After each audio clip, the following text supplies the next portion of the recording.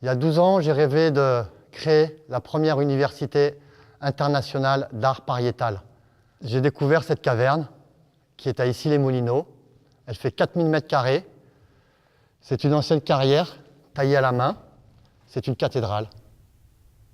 Le but de cette caverne, c'est d'inviter tous les peuples premiers qu'ils puissent créer leur ambassade et apporter leur culture ici. Les aborigènes, l'Amérique du Sud, tous les peuples amazoniens, les peuples nord-américains, les peuples d'Afrique, les peuples du Sahara, les peuples d'Asie, les peuples de Russie.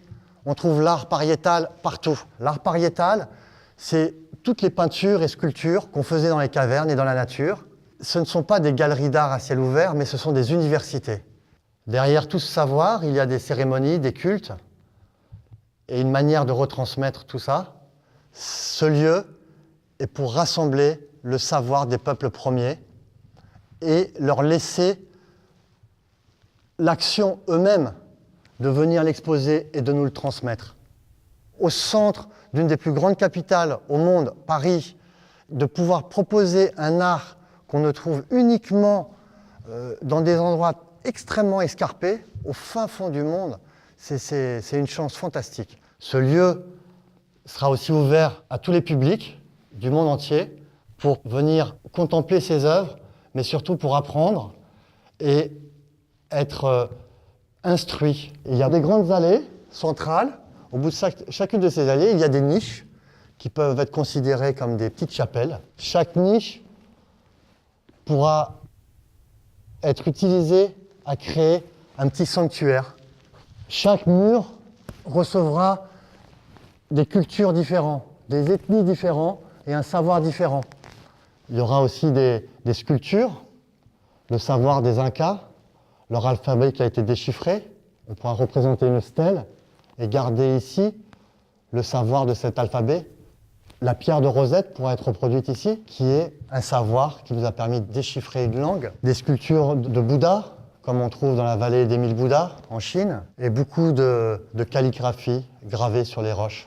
Il y aura aussi un espace de documentation, d'information, une caverne 2.0, avec à côté un café, une salle de spectacle, de cérémonie.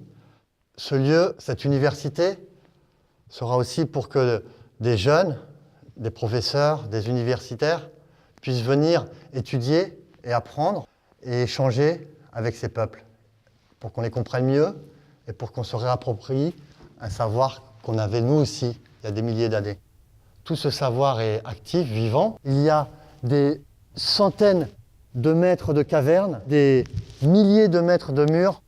Donc on pourra accueillir tout le monde pour participer à ce rassemblement du savoir originel de l'homme. Au XVIIIe siècle, ces carrières servaient à exploiter du blanc de meudon qui lui-même servait à faire des peintures. On a extrait une quantité colossale de blanc de meudon qui a même été exportée jusqu'aux États-Unis. La carrière qui malheureusement s'est arrêtée dans les années 30 a servi ensuite de champignonnière et puis malheureusement, la Deuxième Guerre mondiale arrivant, elle a servi d'abri pour les pauvres gens d'Issy-les-Moulineaux qui étaient bombardés assez souvent parce qu'il y avait des usines qui étaient très proches. C'est fantastique que nous soyons dans une exploitation de calcaire qui date de millions d'années. C'est un endroit merveilleux.